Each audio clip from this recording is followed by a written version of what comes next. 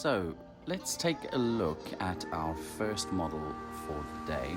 I'm going to be talking to you first about Pilar. Pilar came in with this she had beautiful hair to start off with, but so really what we wanted to do was enhance it. She was not scared to go with some slightly darker or deeper tones, especially at the base of the hairline, to sort of make the hair look nice and thick and just to add a general sense of body and texture back into the hair. Because I want to do a bit more of a placement on Pilar, we're going to bring her back over to the section, and then I'm going to draw the section out. So we're going to start with the sectioning pattern on Pilar's hair. Here we have 3 sections. We're going to start a section from center forehead and draw a C curvature to hook just behind the ear. We're then going to draw a second section, again moving down, that comes right down to the nape of the neck. And then we're going to split the sections in 2 to draw a second section down the middle. What we're going to then do is, starting at the nape of the neck, we have mixed graphite shimmer light, graphite shimmer dark, and graphite shimmer medium in 3 different bowls, each mixed 1-to-1.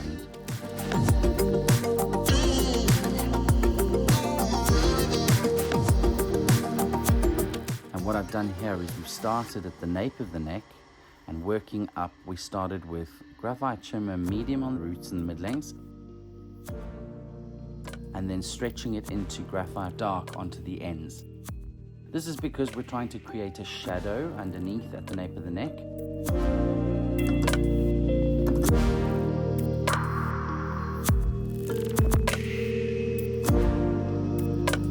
And then as we move up, we get to the occipital bone. We then shift from medium and dark to light and medium. So we continue all the way up the first section until we get to center forehead.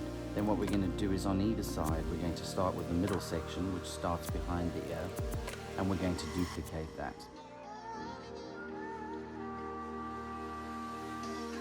And so just to recap, that's graphite shimmer medium with the developer, 1-to-1 on the root area, and then we're going to stretch it out onto graphite dark and the developer, 1-to-1 on the ends, just until we get to the round of the head.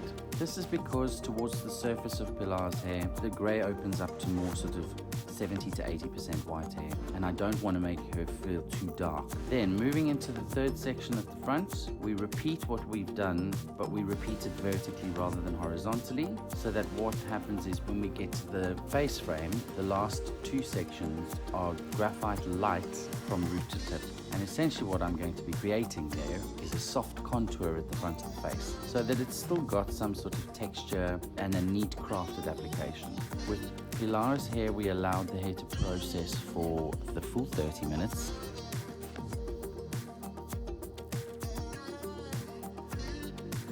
At the section, and then we took Pilar back to the basin. We're going to rinse Pilar's hair, and it gets a good rinse, and we're then going to do the conditioner, step 2.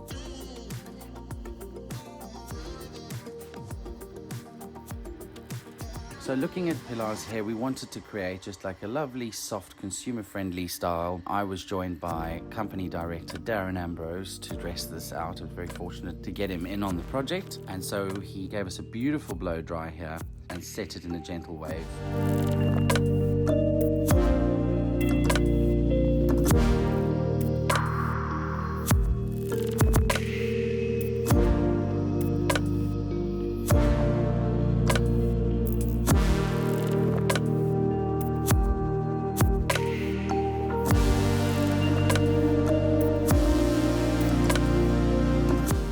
In terms of what we've achieved, as a colorist, things that I noticed was a notable difference in the texture of the hair. Pilar's hair was soft to start, but it just felt really silken and premium, with great quality, great finish, excellent shine, and she was exceptionally happy with it too. We had actually said to the models that should they want to have it removed after the presentation, that it can be removed with Color Renew, and I think it's important to say this. You may find that you will get clients who are a little bit hesitant, or who may change their mind after they've had this service. And so what Wella have done is to guarantee the customer that it is definitely not a color or a toner. You can remove the entire service if you're not happy with the results, or if the client changes their minds, with a Color Renew. So just a basic Color Renew service will remove the entire thing. I think that's great because whilst we are professionals and we do our best to provide excellent service, sometimes you can't control what a client is going to think or feel, and sometimes they may just feel differently once they've had it done. So